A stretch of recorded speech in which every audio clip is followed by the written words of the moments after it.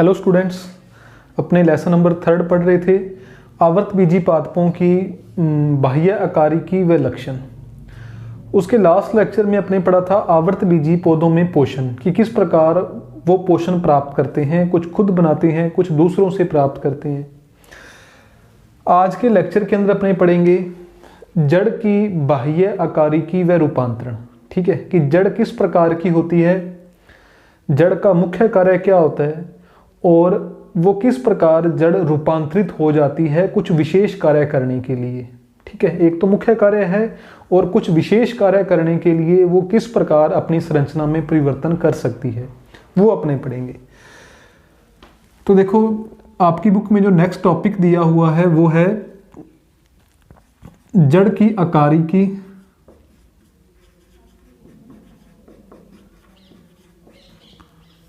व रूपांतरण। ठीक है, जड़ की बाह्य आकारिकी व रूपांतरण। तो देखो, यहां पर अपने आज के लेक्चर में पढ़ेंगे जड़ की आकारिकी के बारे में और कल अपने पढ़ेंगे इसके रूपांतरण। तो आपने अभी तक 3 चीजें पढ़ी हुई हैं, या मैं यहां पर लिख सकता हूं कि आपने 4 चीजें पढ़ी हुई हैं जड़ के बारे में। आपने पढ़ा हुआ है कि जो भ्रूण है उस भ्रूण के 2 भाग होते हैं, एक प्रांकुर और दूसरा कौन सा भाग होता है, मूलांकुर। तो इस मूलांकुर भाग से किसका विकास होता है, जड़ का विकास होता है। एक पॉइंट तो आपने ये पढ़ा हुआ है कि जड़ का विकास भ्रूण के कौन से भाग से होता है, मूलांकुर से होता है, रेडिकल से। दूसरा पॉइंट आपने क्या पढ़ा हुआ है, इसकी प्रकृति के बारे में पढ़ा हुआ है। मैं यहां पर लिखूं कि जड़ का मुख्य कार्य आपने पढ़ा हुआ है। जड़ का मुख्य कार्य आपने पढ़ा हुआ है कि जल व खनिज लवणों का अवशोषण, ये आपने पढ़ लिया था। फिर आपने पढ़ा हुआ है इसकी प्रकृति के बारे में।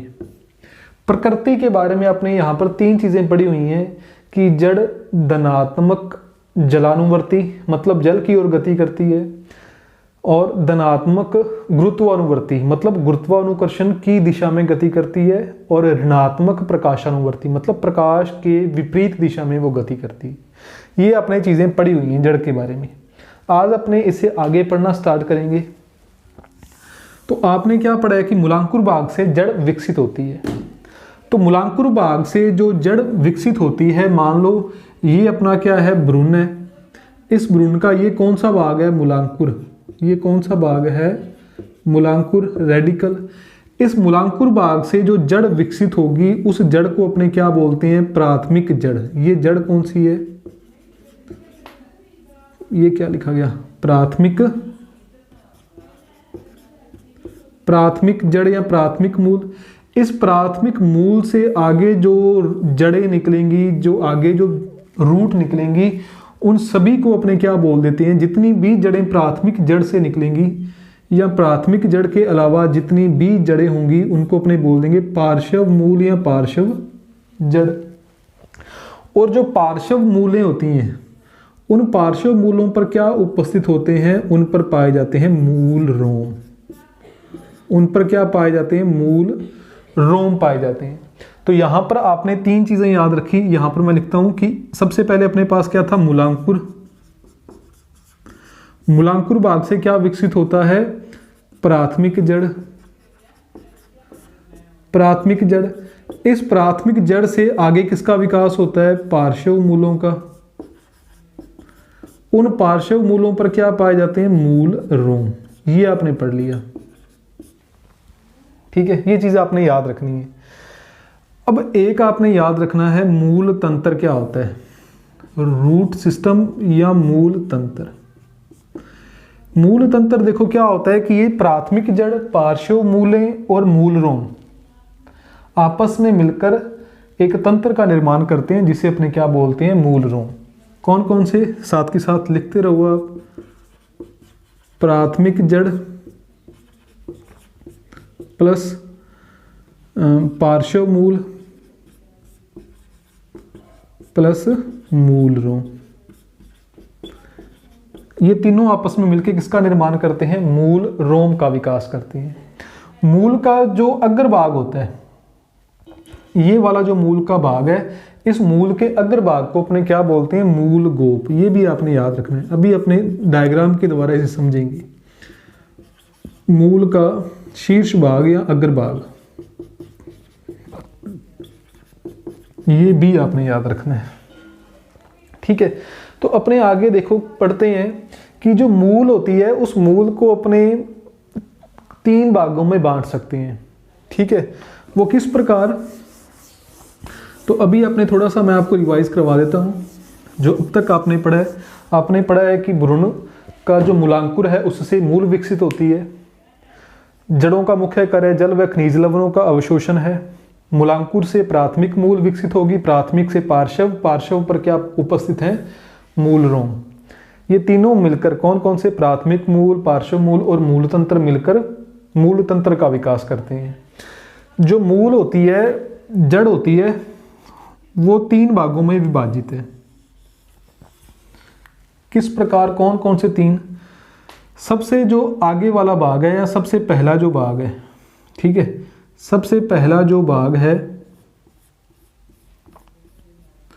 उसे अपने क्या बोलते हैं? कोशिका विभाजन क्षेत्र। कोशिका विभाजन क्षेत्र मतलब ये जड़ का वो भाग है जहां पर कोशिकाओं का विभाजन होता है, जहां पर नई कोशिकाएं बनती हैं। इसके जो पीछे वाला भाग है इसे अपने क्या बोलते हैं? कोशिका दीर्घीकरण क्षेत्र। कोशिका दीर्घीकरण क्षेत्र मतलब यहां पर कोशिकाओं का विकास होता है, कोशिकाओं का आकार बढ़ता है। ठीक है, उनके साइज में बढ़ोतरी होती है। और लास्ट वाला ये वाला जो पार्ट है जड़ का, इस भाग को अपने बोलते हैं कोशिका परिपक्वन क्षेत्र। कोशिका परिपक्वन क्षेत्र। ठीक है, कोशिका परिपक्वन क्षेत्र मतलब यहां पर परिपक्व कोशिकाएं पाई जाती हैं। और बिल्कुल जो शीर्ष वाला भाग है ये आपने इस प्रकार बना सकते हैं। ठीक है, इसके जो शीर्ष पर ये वाला भाग उपस्थित है, इस भाग को अपने क्या बोलते हैं? इसे अपने डार्क कर देते हैं इस प्रकार। इस भाग को अपने क्या बोलते हैं? मूल गोप। इसे अपने क्या बोलते हैं? मूल गोप। ठीक है, और देखो अब बात ध्यान से देखना कि 4 भाग हो गए। सबसे आगे मूल गोप, फिर कोशिका विभाजन क्षेत्र जहां पर नई कोशिकाएं बनेंगी, फिर कोशिका दीर्घीकरण क्षेत्र और लास्ट में कोशिका परिपक्वन क्षेत्र। आपकी बुक में लिखा हुआ है कि जो मूल रोम, एक होते हैं मूल रोम, मूल रोम। आपकी बुक में लिखा हुआ है कि जो मूल रोम है वो कौन से क्षेत्र में पाए जाते हैं? कोशिका परिपक्वन क्षेत्र में मूल रोम पाए जाते हैं। लेकिन सामान्य तौर पर ये मूल रोम कहाँ पर होते हैं? कोशिका दीर्घीकरण और कोशिका परिपक्वन के जो बीच वाला क्षेत्र है वहां पर क्या पाए जाते हैं? मूल रोम पाए जाते हैं। तो अपने इस प्रकार इसे बीच में शो कर देते हैं दोनों की। आपकी बुक में कोशिका परिपक्वन क्षेत्र में लिखा हुआ है कि कोशिका परिपक्वन क्षेत्र में पाए जाते हैं मूल रोम। तो ये वाली जो संरचना बनी हुई है ये क्या है? मूल रोम। ये मूल रोम ही वास्तव में जड़ का वो भाग है जो जल व खनिज लवणों का अवशोषण करता है। अब तक आपने पढ़ा था कि जड़ के द्वारा जल का अवशोषण होता है। अब आगे से ये याद रखना है कि जड़ का कौन सा भाग जल का अवशोषण करता है? खनिज लवणों का अवशोषण करता है मूल रोम। जल व खनिज लवणों का अवशोषण।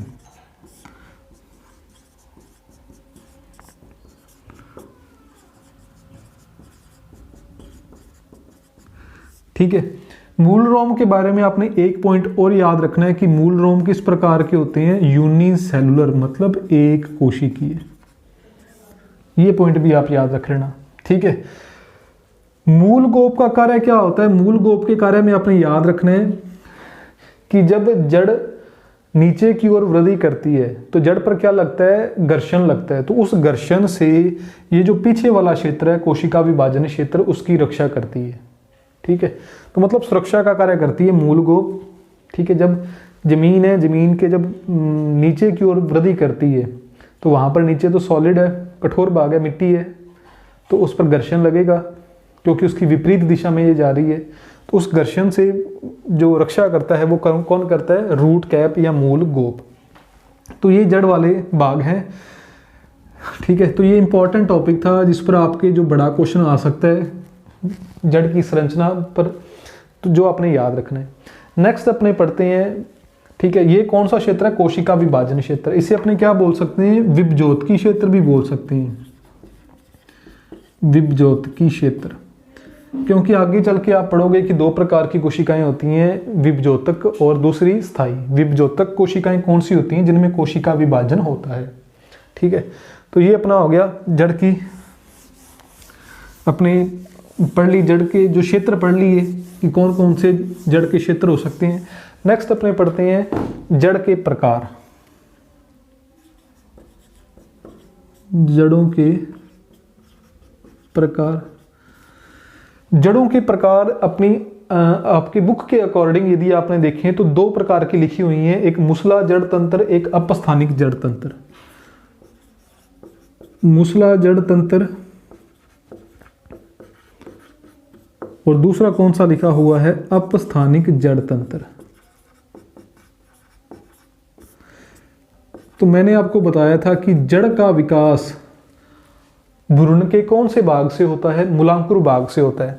तो मूसला जड़ तंत्र के अंदर आपने याद रखना है कि जो मूसला जड़ होती है, मूसला जड़ कौन सी होती है? जिसका विकास भ्रूण के मूलांकुर भाग से होता है, ठीक है। कि विकास किससे होगा?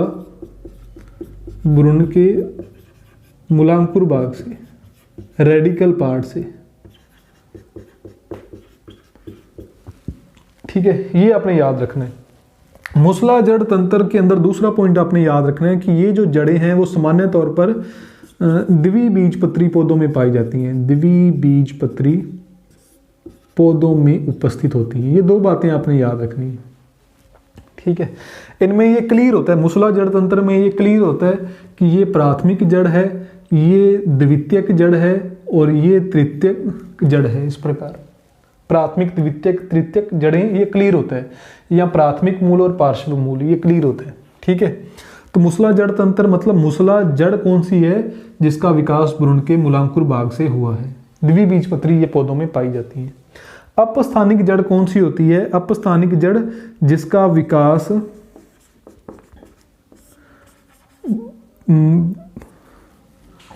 मूलांकुर भाग के अलावा, मूलांकुर भाग के अलावा पौधे के अन्य भाग से होता है, ठीक है। पौधे के अन्य भाग से मतलब मूलांकुर भाग से उसका विकास नहीं होगा। सामान्य तौर पर मूल का विकास किससे होता है? मूलांकुर से। लेकिन अपस्थानिक जड़ कौन सी है? जिसका विकास मूलांकुर भाग के अलावा पौधे के अन्य भाग से होता है,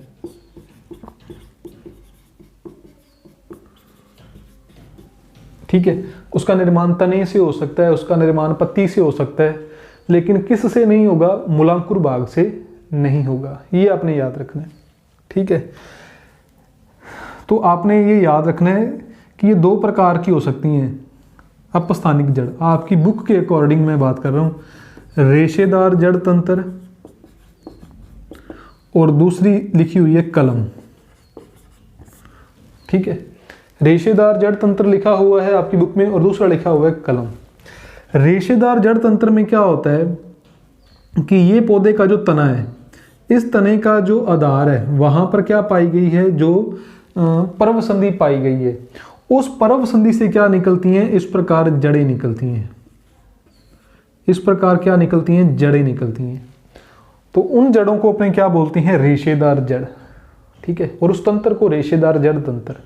तो इनका विकास किससे होता है? तने के आधार पर उपस्थित पर्व संधि से, क्योंकि पर्व से तो कुछ भी विकसित नहीं होगा। जो भी चीज़ विकसित होगी वो पर्व संधि से ही विकसित होगी, चाहे वो जड़ें ही हों, ठीक है। जो अपने कलम लगाते हैं, टहनी काट के लगा देते हैं, तो उस कलम में भी जो जड़ें निकल रही हैं वो उस तने की पर्व संधि से ही निकलेंगी, ठीक है। तो रेशेदार जड़ तंत्र, इसमें तने के आधार पर जो पर्व संधि है वहां से इस प्रकार जड़ें विकसित होंगी। गुच्छे में। ये जड़ें कौन से पौधों में पाई जाती हैं? सामान्य तौर पर एक बीजपत्री पौधों में देखने को मिलती हैं, एक बीजपत्री पौधों में। ठीक है। और कलम अपने कौन से पौधों की लगाते हैं? फॉर एग्जाम्पल फेमस गुलाब। इसमें भी क्या होता है, अपने छोटा सा टहनी लेते हैं, उस टहनी को काट लेते हैं अपने, जिसके अंदर वो टहनी लेते हैं अपने जिसके अंदर कम से कम 7-8 कोई पर्वसंधियाँ उपस्थित हों, तो उनमें से अपने 3-4 नीचे लगा रख देते हैं और 3-4 ऊपर बाहर मिट्टी के बाहर। तो नीचे जो मिट्टी के अंदर 3-4 पर्वसंधियाँ दबी हैं, उनसे क्या निकलाती हैं? जड़ें निकलाती हैं। तो ये चीज़ आपने जरूर याद रखनी है कि रेशेदार जड़ तंत्र और कलम के अंदर जो जड़ें विकसित होती हैं वो तने की पर्वसंधि से ही होंगी, भूमिगत तने की पर्वसंधि से होंगी। बरगद में आपने देखा होगा कि बरगद का जो वायवीय भाग है वहाँ से भी जड़ें विकसित होती हैं, तो उन जड़ों का अलग काम होता है, वो अपने आगे पढ़ेंगे। लेकिन इन जड़ों का क्या काम है? जो रेशेदार जड़ तंत्र में है और जो कलम में है, इनका काम है खनिज लवणों का और जल का अवशोषण करना। तो ये जड़ों के प्रकार है। मूसला जड़ तंत्र द्विबीजपत्री पौधों में है, भ्रूण के मूलांकुर भाग से विकसित होती हैं। अपस्थानिक जड़ें मूलांकुर भाग के अलावा पौधे के अन्य भाग से विकसित होती हैं। क्यों? ठीक है। इसमें प्रथम है रेशेदार जड़ तंत्र और दूसरी है कलम। रेशेदार जड़ तंत्र में होता है एक बीजपत्री पौधों में, इसमें तने के आधार पर जो पर्वसंधि है वहाँ से इस प्रकार जड़ें विकसित होंगी। और कलम जैसे अपने लगाते हैं गुलाब की, इस प्रकार ये मिट्टी है, तो यहाँ पर ये जो पर्वसंधियाँ हैं यहाँ से क्या निकलाती हैं? जड़ें निकलाती हैं। ठीक है। तो ये अपना हो गया जड़ों के प्रकार। जो नेक्स्ट आपका लेक्चर होगा उसके अंदर अपने पढ़ेंगे जड़ों के रूपांतरण, कि किस प्रकार जड़ें विभिन्न कार्यों को करने के लिए रूपांतरित हो जाती हैं, अपनी संरचना में परिवर्तन कर लेती हैं। तो नेक्स्ट लेक्चर के अंदर अपने करेंगे जड़ों के अंदर रूपांतरण। Thank you.